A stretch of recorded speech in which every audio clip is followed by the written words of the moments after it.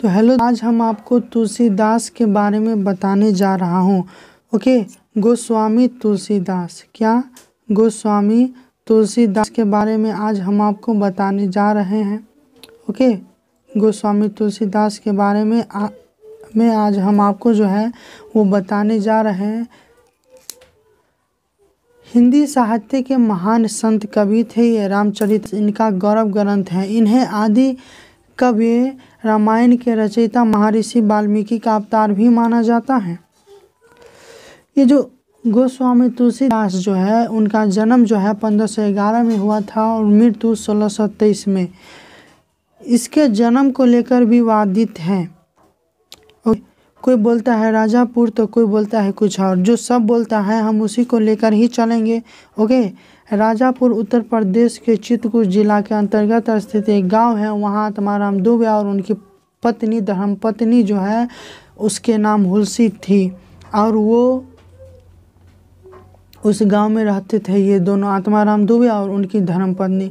यहाँ पे पूछेगा आपको तुलसीदास के पिता का नाम और उसके माता का नाम क्या था। तो दोस्तों, उसके पिता का नाम जो थे वो आत्माराम दुबे और उनकी धर्मपत्नी जो थी वो माँ हुलसी थी। यानी तुलसीदास के माता का नाम हुलसी, ओके, और पिता का नाम आत्माराम दुबे और उनकी धर्मपत्नी कौन थी? हुलसी थी। ओके, तो हम चलते हैं आगे। यहाँ पे क्या हुआ था? संवत 1511 के सावन मास के शुक्ल पक्ष की 7वीं तिथि के दिन अभुक्त मूल नक्षत्र में इन्हीं दंपति के यहाँ तुलसीदास का जन्म हुआ। प्रचलित जनश्रुति के अनुसार शिशु 12 महीने तक माँ के गर्भ में रहने के कारण अत्यधिक हष्ट-पुष्ट था। ओके, तो उनका जन्म जो है कब हुआ था? उनका जन्म हुआ था 1511 ईस्वी में। ओके, ये पूछेगा, आपको याद होना चाहिए। ओके दोस्तों, तो आगे चलते हैं हम।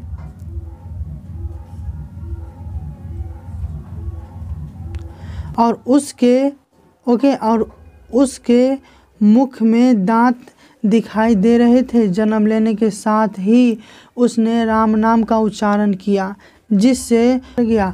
दोस्तों, आपको पूछेगा तुलसीदास के बचपन का नाम क्या था? तो उसके बचपन का नाम रामबोला था। उनके जन्म के दूसरे ही दिन माँ का निधन हो गया। ओके, और स्वयं विरक्त हो माँ का निधन हो गया। पिता ने किसी और अनिष्ट से बचने के लिए बालक को चुनिया नाम की एक दासी थी उसको सौंप दिया और स्वयं विरक्त हो गए। जब रामबोला 5.5 वर्ष का हुआ तो उसकी चुनिया भी मर गई। तो अब तुलसीदास अनाथ हो गए और जो शक था ये लड़का जो है मतलब जहाँ पे रहेगा उसको दिक्कत होगा, इसको अनुभव था। पहले चुनिया की जो पत्नी थी, चुनिया के जो पति थे उसको पहले अनुभव था, लेकिन अब यकीन में उसको बदल गया और तुलसीदास को अपने घर से निकाल दिया।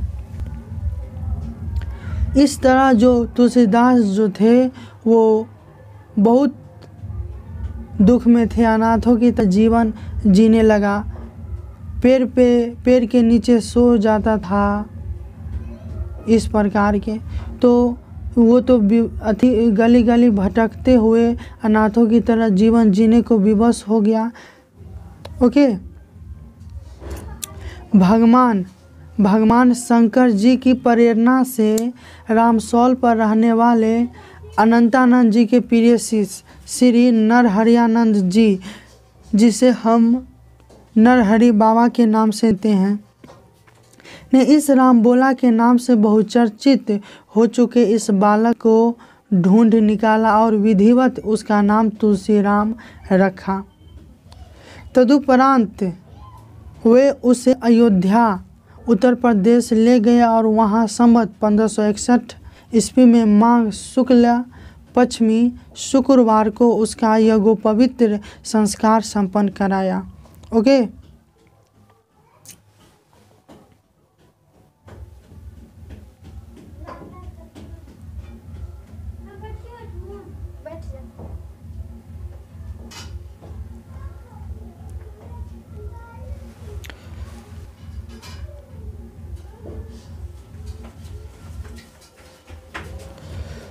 संस्कार के समय भी बिना सिखाए ही बालक राम बोला ने गायत्री मंत्र का स्पष्ट उच्चारण किया, जिसे देखकर सब लोग चकित रह गए। इसके बाद नरहरि बाबा ने वैष्णवों के 5 संस्कार करा के बालक को राम मंत्र की दीक्षा दी और अयोध्या में ही रहकर उसे विद्या ध्यान कराया।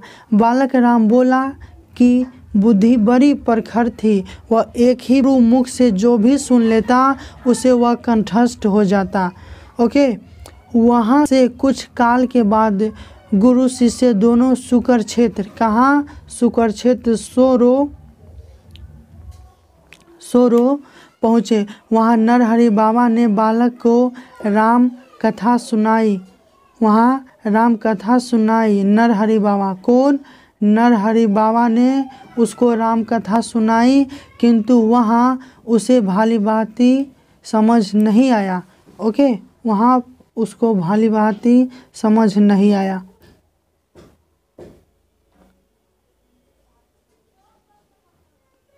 ज्येष्ठ शुक्ल त्रयोदशी गुरुवार संवत 1583 ईस्वी को 29 वर्ष की आयु में, कितने आयु में? 29 वर्ष की आयु में राजापुर से थोड़ी ही दूर यमुना के उस पार स्थित भरद्वाज गोत्र की कन्या रत्नावली, कौन रत्नावली के साथ उनका विवाह हुआ। चूँकि गौना नहीं हुआ था, अतः कुछ समय के लिए वे काशी चले गए और वहाँ शेष सनातन जी के पास रहकर वेद वेदांग के अध्ययन किया। कहाँ शेष सनातन, ये पूछ सकता है दोस्तों। ओके, तो आपको याद होना चाहिए। वहाँ रहकर वेद वेदांग के अध्ययन में जुट गए।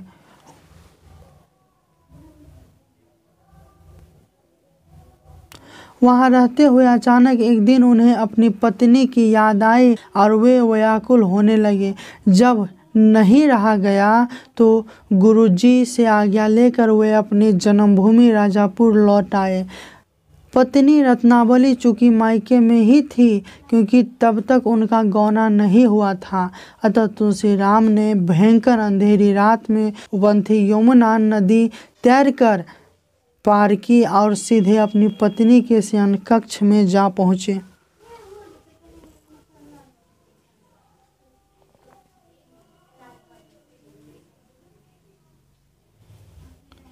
रत्नावली इतनी रात गए अपने पति को अकेले आया देखकर आश्चर्यचकित हो गई। उसने लोक लज्ज से के भय से जब उन्हें चुपचाप वापस जाने को कहा तो वे उससे उसी समय घर चलने का आग्रह करने लगे।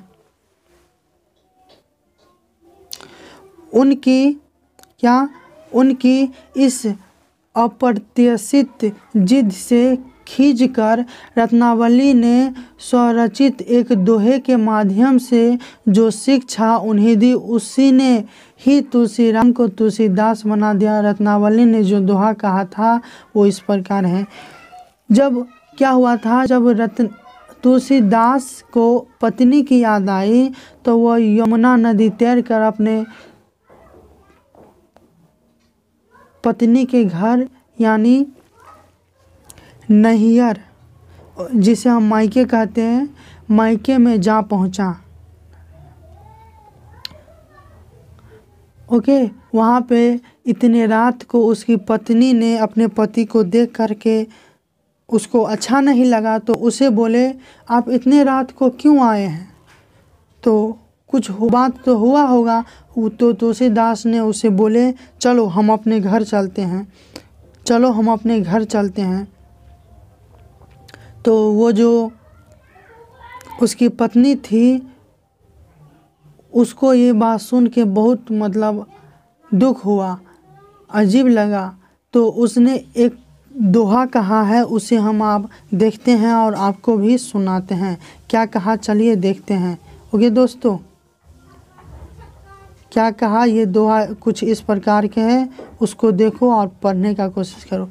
ये दोहा है, अस्ति चरम में देह्य तासो ऐसी प्रीत नेकु जो होती राम से तो काहे भयभीत। क्या दोहा है? अस्ति चरम में देहिया तासो ऐसी प्रीत नेको जो होती राम से तो काहे भयभीत। इसका मतलब होता है दोस्तों,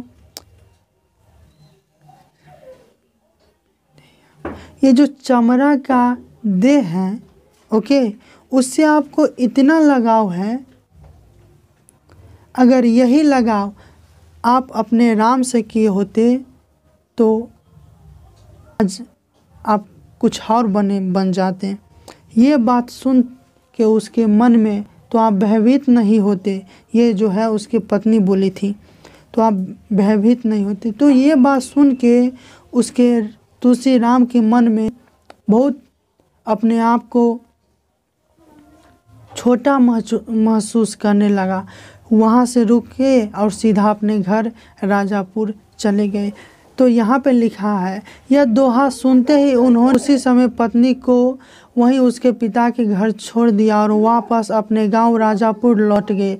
राजापुर अपने घर जाकर जब उन्हें यह पता चला कि उनकी अनुपस्थिति में उनके पिता भी नहीं रहे और पूरा घर नष्ट हो चुका है, तो उन्हें और भी अधिक कष्ट हुआ। उन्होंने विधि विधान पूर्वक अपने पिताजी जी का श्राद्ध किया और गांव में ही रहकर लोगों को भगवान राम की कथा सुनाने लगे।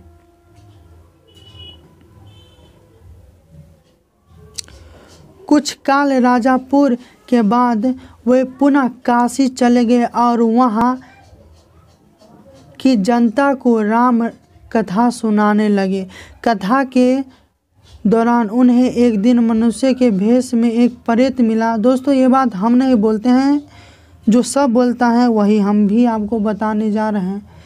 तो एक प्रेत मिला जिसने उन्हें हनुमान जी की पता बतलाया। हनुमान जी से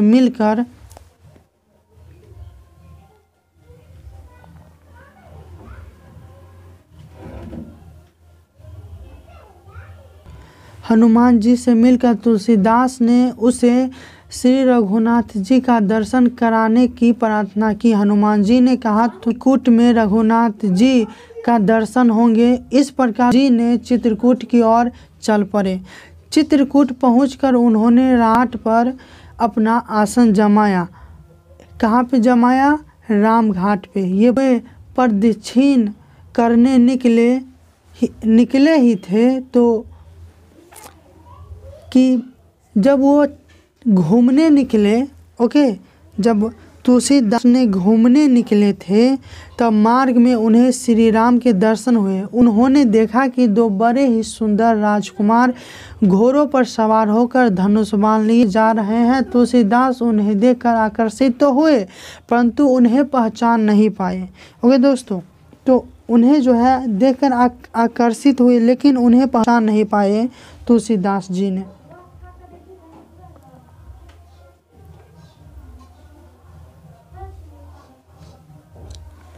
तभी पीछे से हनुमान जी ने आकर जब उन्हें सारा भेद बताया तो वे पश्चाताप करने लगे। उस पर हनुमान जी ने उन्हें सांत्वना दी कि और हाँ, प्रातः काल फिर आपको दर्शन होंगे। जब तुलसीदास ने श्री राम को पहचान नहीं पाए तब पीछे से हनुमान जी ने आया और उसको बताया, अरे ये क्या, यही तो राम है जिसे आप पहचान नहीं पाए। तो इसी कारण उसको दुख तो हुआ, लेकिन हनुमान जी ने कहा फिर आपको प्रातः काल फिर से आपको दर्शन होंगे श्री राम को। श्री राम का दर्शन आपको फिर होंगे। तो संवत 1607 ईस्वी में की मौनी अमावस्या को बुधवार के दिन, मौनी अमावस्या को बुधवार के दिन उनके सामने भगवान श्री राम जी पुनः प्रकट हुए। उन्होंने बालक रूप में आकर तुलसीदास से कहा, बाबा हमें चंदन चाहिए, क्या आप हमें चंदन दे सकते हैं? तो हनुमान जी ने सोचा कहीं वे इस बार भी धोखा न खा जाए। इसलिए उन्होंने तोते का रूप धारण करके यह दोहा कहा जो मैं आपको सुनाने जा रहा हूँ, और अभी सुनिए। चित्रकूट के घाट पे भई संतन के भीड़, तुलसीदास चंदन घी से तिलक देत रघुवीर। क्या है दोहा? चित्रकूट के घाट पे भई संतन की भीड़, तुलसीदास चंदन घी से तिलक देत रघुवीर। अर्थात मतलब ये दोहा समझ के जो है हनुमान जी उसको इशारा दे रहे हैं से जो काम वहाँ पे हो रहा था उसी को दोहा में बदल करके हनुमान जी ने तुलसीदास को कुछ सुनाया।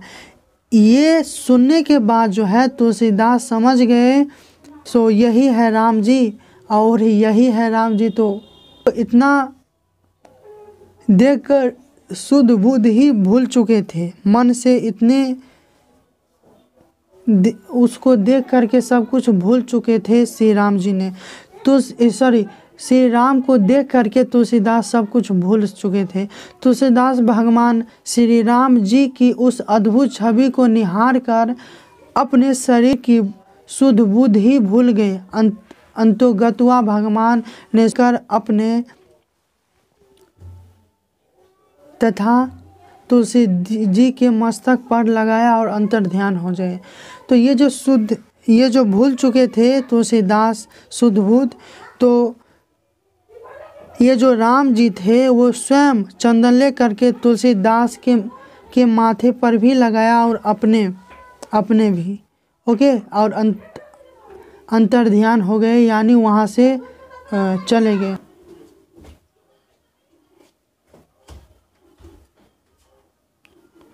वहाँ हनुमान जी की आज्ञा लेकर अयोध्या की ओर चल पड़े। उन दिनों प्रयाग में माघ मेला लगा हुआ था। वे वहाँ कुछ दिन के लिए ठहर गए। पर्व के 6 दिन बाद एक वट वृक्ष के नीचे उन्हें भरद्वाज और याज्ञवल्क्य मुनि के दर्शन हुए। वहाँ उस समय वही कथा हो रही थी जो उन्हें सुगरक्षेत्र में अपने गुरु से सुनी थी।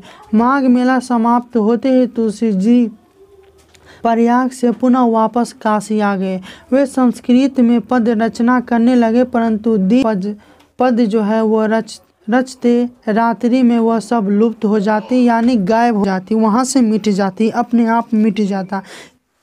वो मतलब सब लोग कहते हैं, वही मैं आपको भी बताया हूँ। यह घटना रोज घटती। 8वें तुलसीदास जी को स्वप्न हुआ, यानी सपना देखे। भगवान शंकर जी उन्हें आदेश दिया कि तुम अपनी भाषा में काव्य रचना करो। तुलसीदास जो थे अपने नींद में थे, वहाँ से उठे तो वे उठकर बैठ गए। उसी समय भगवान शिव और पार्वती उनके सामने प्रकट हुए। तुलसीदास जी ने उन्हें साष्टांग प्रणाम किया। ओके दोस्तों, तो आगे देखते हैं। इस प्रकार सपन होकर शिव जी ने कहा, तुम अयोध्या में जाकर रहो और हिंदी में काव्य रचना करो। मेरे आशीर्वाद से तुम्हारी पिता सामवेद के समान फलवती होगी। इतना कहकर गौरीशंकर अंतर्ध्यान हो गए। तुलसीदास जी उनकी आज्ञा सिरोधार्य कर काशी से सीधे अयोध्या चले गए।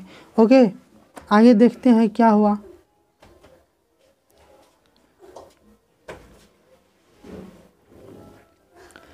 तुलसीदास जी ने श्री रामचरितमानस की प्रारंभ की। क्या तुलसीदास जो थे वह रामचरितमानस जो का लिखने का उसने प्रारंभ किया, ये आपको याद होना चाहिए। ओके, ये श्री रामचरितमानस याद होना ही चाहिए। तो आगे देखते हैं रचना की। 2 वर्ष कितने, ये भी याद होना, 2 वर्ष 7 महीने और 26 दिन में यह अद्भुत ग्रंथ संपन्न हुआ। कितने, 2 वर्ष 8 महीने और 26 दिन में यह संपन्न हुआ।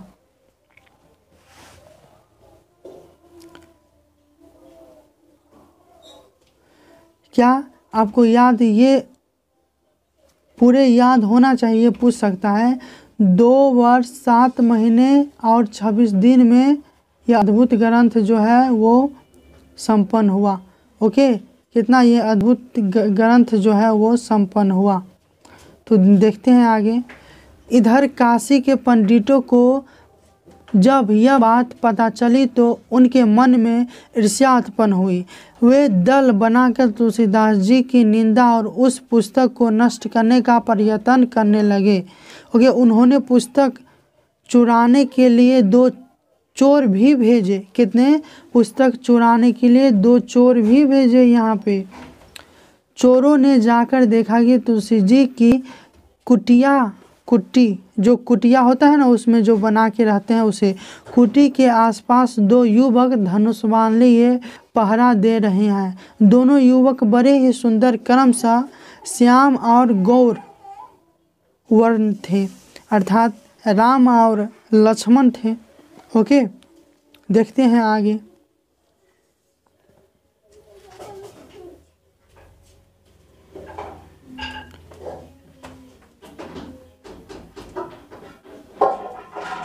उनके दर्शन करते ही चोरों की बुद्धि शुद्ध हो गई। उन्होंने उसी समय से चोरी करना छोड़ दिया और भगवान के भजन में लगे। तुलसीदास जी ने अपने लिए भगवान को कष्ट हुआ जान कुटी यानी कुटिया का सारा सामान जो है लुटा दिया। पहले लोग कुटी में रहते थे, कुटिया बना करके। ओके, पुस्तक की परीक्षा का एक अन्य उपाय सोचा। ओके, उस मतलब जो दूसरे पंडित थे उसने सोचा ये जो रामचरितमानस है, रामायण, वो हिंदी में ही होना चाहिए, संस्कृत में ही होना चाहिए, ये हिंदी में नहीं होना चाहिए। उसके अनुभव से ये जो तुलसीदास जो ये लिखे हैं वो गलत किए हैं, उसका ये मानना था। ओके, उस पंडितों को। तो पुस्तक की परीक्षा का एक अन्य उपाय सोचा। तो उसने सोचा कि ये गलत है, तो क्या किया, वो पुस्तक की परीक्षा लेने लगे। क्या, कैसे लिए? चलिए हम देखते हैं। काशी के विश्वनाथ मंदिर में भगवान विश्वनाथ के सामने सबसे ऊपर वेद, नीचे शास्त्रों के नीचे पुराण और सबके नीचे रामचरितमानस रख दिया गया। प्रातःकाल यानी सुबह में जब मंदिर खोला गया तो लोगों ने देखा कि रामचरितमानस जो है वह वेदों के ऊपर रखा हुआ है। अब तो सभी पंडित बड़े लज्जित हुए। उन्होंने तुलसीदास जी से क्षमा मांगी और भक्ति भाव से उनका चरणोदक यानी प्रणाम करने लगे। ओके दोस्तों, आगे देखते हैं।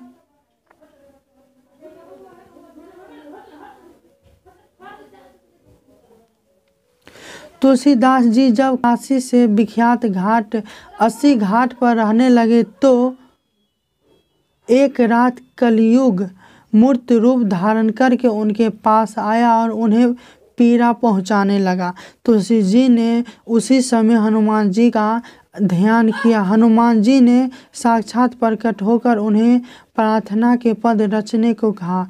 इसके पश्चात उन्होंने अपनी अंतिम कीर्ति विनय पत्रिका लिखी और उसे भगवान के चरणों में समर्पित किया। श्री राम जी ने उस पर स्वयं अपने हस्ताक्षर कर दिया और तुलसीदास जी के निर्भय कर दिए।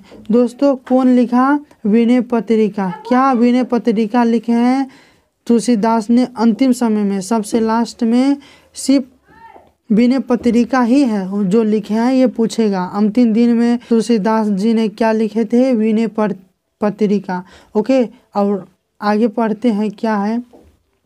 उन्होंने अपनी अंतिम कीर्ति विनय पत्रिका को लिखा और 1623 ईस्वी में सावन तृतीया को राम राम कहते हुए अपने शरीर का परित्याग कर दिया और परमात्मा में लीन हो गए। यानी तुलसीदास जी कब स्वर्ग सिधारे थे? 1623 ईस्वी में दोस्तों। ओके, और इसका कुछ मतलब ये कुछ लिखे हैं उसके बारे में जान लेते हैं। क्या सब लिखे हैं तुलसीदास जी ने, उसके बारे में थोड़ा समझ लेते हैं। ये कुछ पूछे या न पूछे, ये सब आपको पूरे में ज़रूर पूछेगा। ये याद नहीं होता है तो आपको बहुत दिक्कत होगा। ओके, ये आप याद कर लो और जाके भर दो, एग्ज़ाम में हो गया, अच्छा नंबर चला आएगा। ओके दोस्तों, तो देखो यहाँ पे गीतावली कब लिखा था, तुलसीदास जी ने कब लिखे हैं? गीतावली 1571 में लिखे हैं तुलसीदास जी ने। किस गीतावली 1571 में ही लिखे हैं। रामचरितमानस जो है वो कब लिखे थे?